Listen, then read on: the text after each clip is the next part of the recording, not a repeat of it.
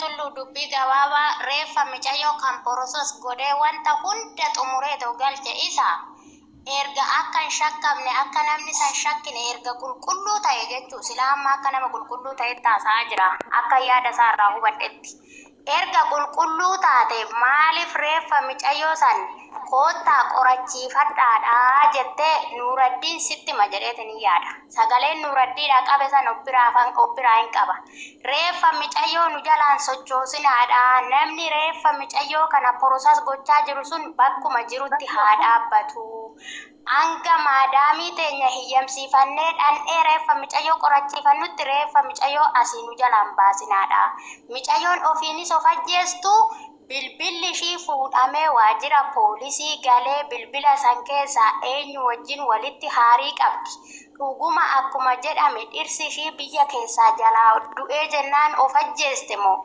harka namaati moo isa jedhu san barreeffama ishiin roobii duutee kamisa maxxansan irree qalamni sun eenyutu barreesserree san irree qorachiifachuu barbaannaa jedhee Nuuraddiin baabaa namicha jedhamutti sagalee qabeen ture maaliif ati erga qulqulluu taate maa reeffa ishee atattamaan as keessaa baaste Naasir?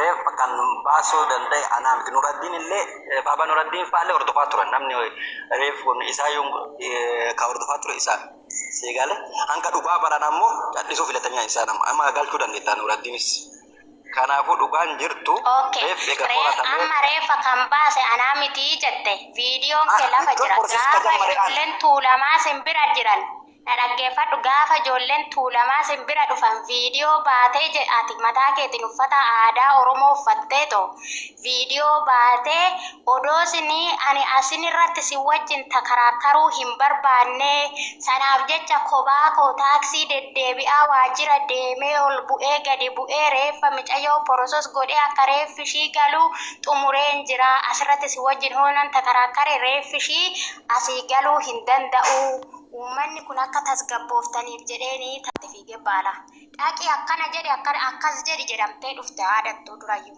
hin beeksista wanti jedhamte akkasi harkaa babbadaa jirtu si argaa jirra. Qoomee tikkeetti Dubaay isinitti argisiisa. Kan isaan tikkeettiidha jedhan kanaa miti.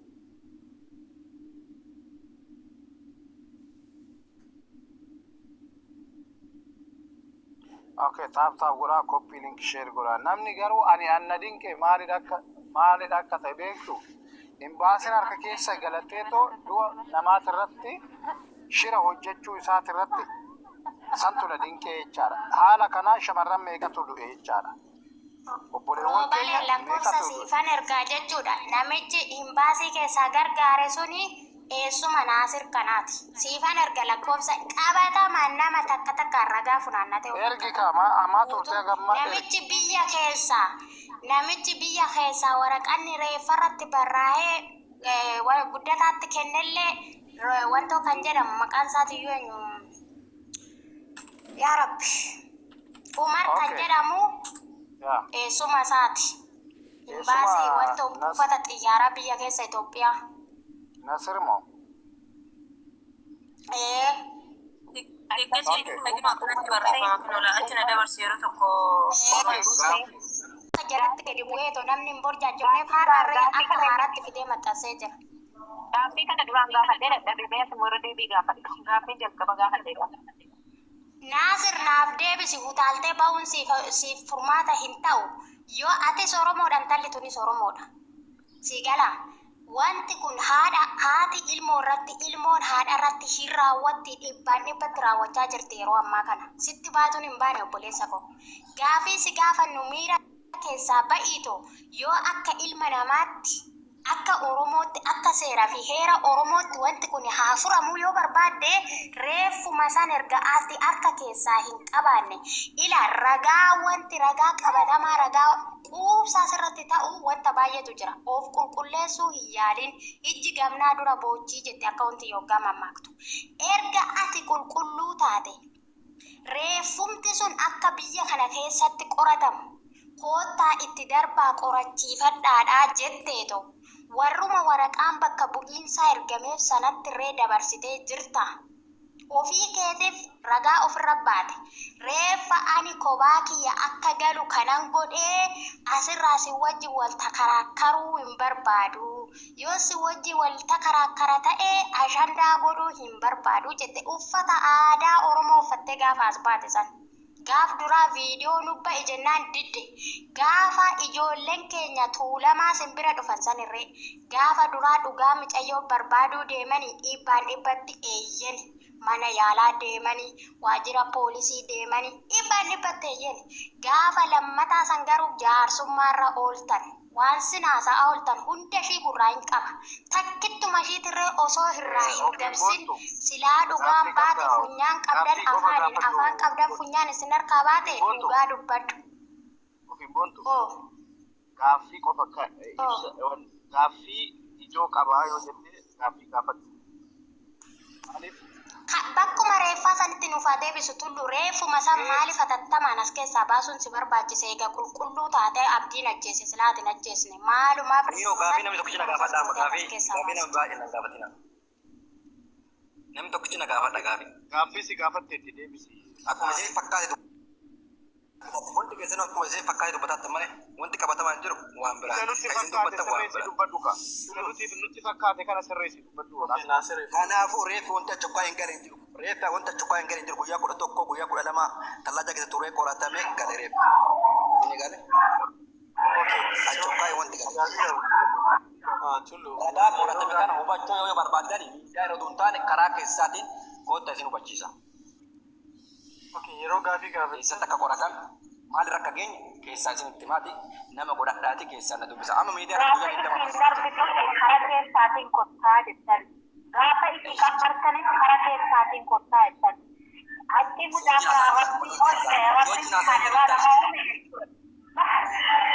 rabbii onte har'atti afaatu dhuguma yoo rabbiin ta'e jechuun dhiqqabdeen hattoo yoona kalee si baafatanii ija si baafatanii gurgurtanii jechuun qodaaduu waamaa si dhaabachisan.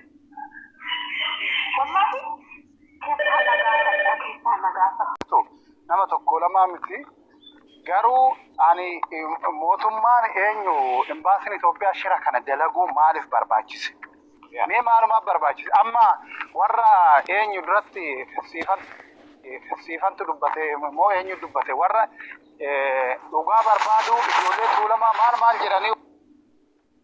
maal jedhanii imbaasiin hunda waan kana keessaa bahuu baattani paaspoortii keessan isinirraa guurraa adabadhaa hojii keessan hojjedhaa jedha. Akka sodaachise imbaasiin jechaadha. Kanaaf ijoolleen sodaatteeti hundi isaaniitu sodaataniiti. Shamarran ammoo ajjeechaa kana beekan ni jiru jechaadha. Isaan ammoo maal jedhanii warri waan kana raawwate maatii keenya hin beeku waan ta'eef saniif sodaanne akkamitti dhugaa isinitti himnaa akkamitti sagalee hunda harkaa qabnaan jedhanitu jira.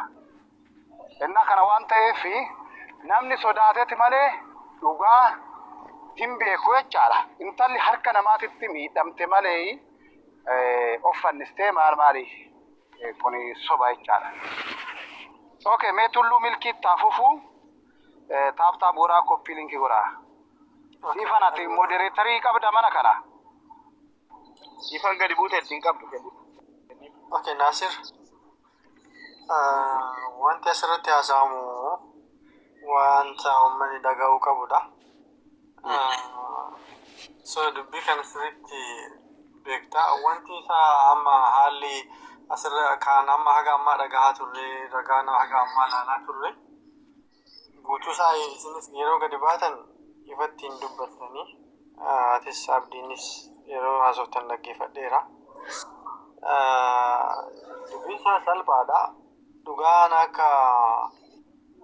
akkanatti hibboo ta'uu hin qabu ture. Dhokachuu hin qabu ture. Maaliifi amoonni jedhamu ofii hojjiisteedha. Mana maadaamitti of hojjiiste kan jedhudha. So ati amma dhugaa kana yoo dhuguma beektu ta'e waan jiru carraa argatte kanatti fayyadamtee ifa goota jechuudha. Wanti ati haasoftu yoo dhugaadhaan addaan bahe yoo addaan gore so shakkii keessa nama galchaa. Uummanni illee kana hin dhaggeeffata. Maaliif odeeffannoon bakka tokko qofaa miti kan bahe bakka adda addaati bahe. So akka waliigalaatti ani osoo anis ta'e wanni hin godhu jalqaba irraa haga dhumaa waan beektu osoo haasoftee namni kaan callise jechuudha. Tokko tokkoon qooda si gaafata. Yaada bareedaadha. Kun yaada bareedaadha. Maaltu fakkaata? Tokkoffaa mana maadaa bana ishiin jirtu atiin beekta taanaan dhaqxeetu dhaqxee ilaaltee jirta dubbistee jirta mana ishiin hojjechaa turte san. Ati abbaa manaa ishii yoo taate bakka ishiin jirtu hin beeku jechuu hin dandeessu.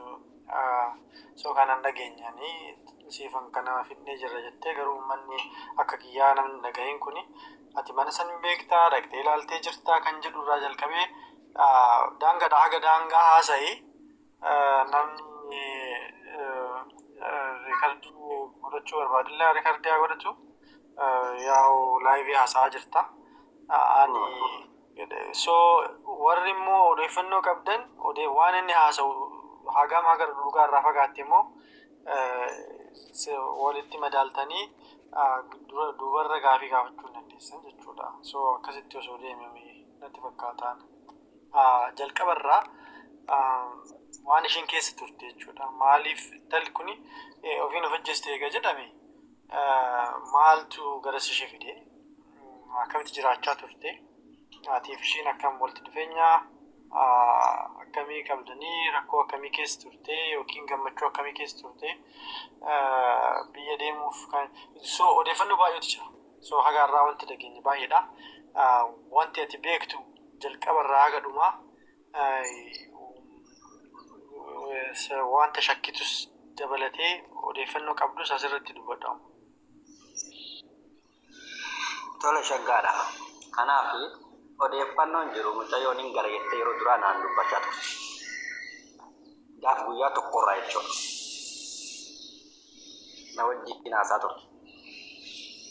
Osuma haasomtu guyyaa roobii sanis sagalee naa keetti. Akka galaantutti naa keetti jechuudha. Guyyaa roobii yeroo misaa jechuudha.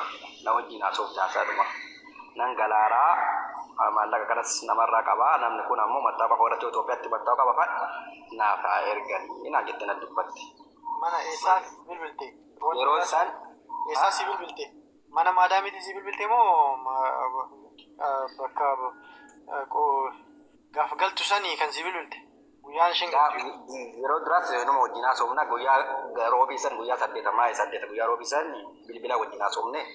Guyyaa tokkorraa borga laiftaan galaa yeroo jettu tikeetti hanga meetiidhaan tikeetti achokkaa hin naamuramaadhaa Itoophiyaadhaa kuma diviishiniin naan jettee na dubbataa turte. Erga dubbattu guyyaa roobii ammoo nagaa natti dhaamattee deemaa jira birriin kun ammoo Itoophiyaadhaatti mattaaqa koo irra naa galu namatti kennee jira jettee sagalee lafa naa keette guutuudha. Erga isiin sagalee san guyyaa isaa tokkorra naa keesseen booda gaaf roobii san jechuudha. Yeroo misaa isaa sagalee naa keetti hin galaaraa jette akka nama har'a Itoophiyaa galaaruus naan dubbate guyyaa roobii san. Gaaf guyyaa 8 jechuudha. Guyyaa isa irraa nammoo hin galaattiin beekaa jechuudha. Gaaf sana halkan san hin galaattiin beekaa. Halkan keessa akka duubaa isaa tokkotti sagalee waasaappiidhaan naa qabanii mucayyoo san sirriitti taaf godhaa please sagalee jeccitaa irraa sirriitti taaf godhaa koppii linkis godhaa sheer walii godhaa namoonni baay'een biyya keessa biyya alaa akka seenaniif sheer godhaa walii. Itti fufii obboleessa yaadaan hin kutin. Kanaaf guyyaa san Itoophiyaa galaattiin nan beeka waan ta'eef guyyaa san halkan san guyyaa saa tokko jechuudha akka biyya kanaatti akka Itoophiyaatti halkan keessa 7 jechuudha. Mucayyoo sana oduu qabdaa naan jedhee abdiin sagalee naa qaba waasaappiidhaan. Ergasii sagalee sana dhiisee dawwalee fi gaafadhe jennaan ni boqotteedhaan oduu qabdaa naan jedhe na gaafate.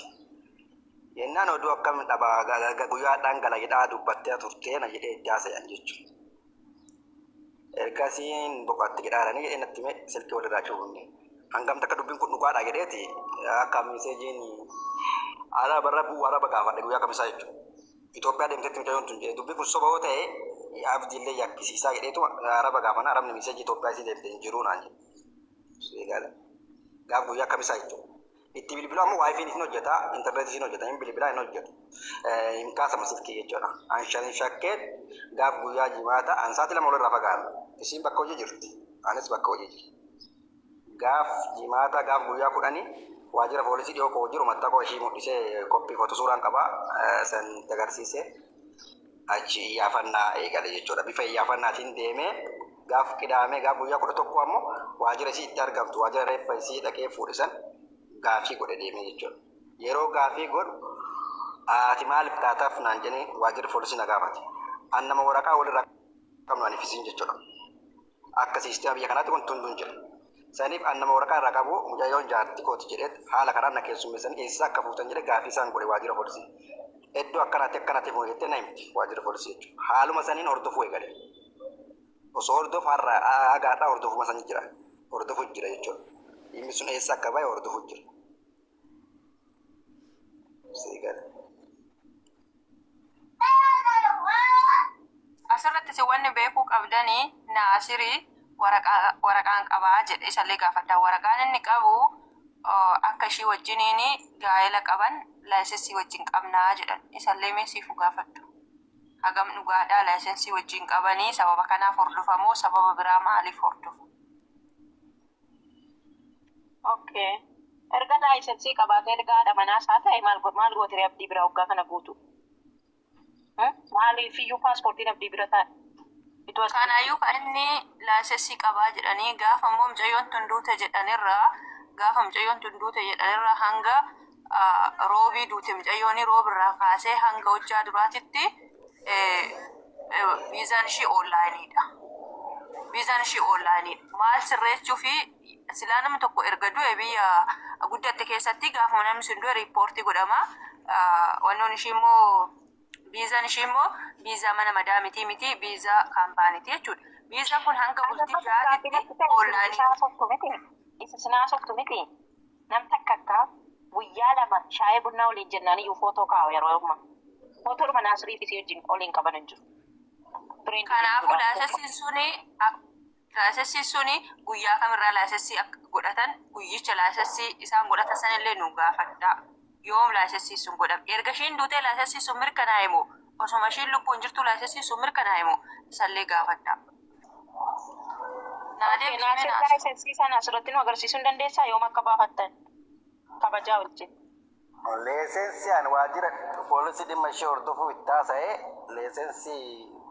leesensii manjafikaadhaa miti. Kanaaf waa'ee leesensii ammoo ani itti haasa'e wanti sisteema irra jiruuf itti haasa'e konfereensii kooti itti haasa'e waan ta'eef wanti ani tokko bira poostisni godhu hin jiru. Dhimma kan hordofe yeroo jalqabaatiif ana.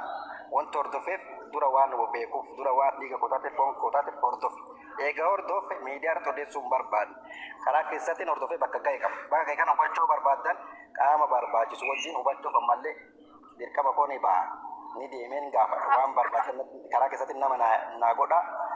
Waan sana hubachuu barbaadan deemtanii waajjira irraa mana yaalaa irraa hubachuu hin dandeessu jechuudha. Kudha ragaa yaalaa. Naasir Habibi poosti godhi hin jenne Habibi qo'atas gabbaayi. Meewwannoo godhi siin hin jenne. Poosti godhi hin jenne. Laayisensii suni fakkeenyaaf amma ishiin waggaa 3 as turtee mitire bara jalqabaatti laayisensii isa wajjin godhattamu bara lammataati moo bara sadaffaa wajjin godhatta laayisensiin kuni waliigaltee qabna. Waliigaltee walumaa galtee natu dogongore dhiifama.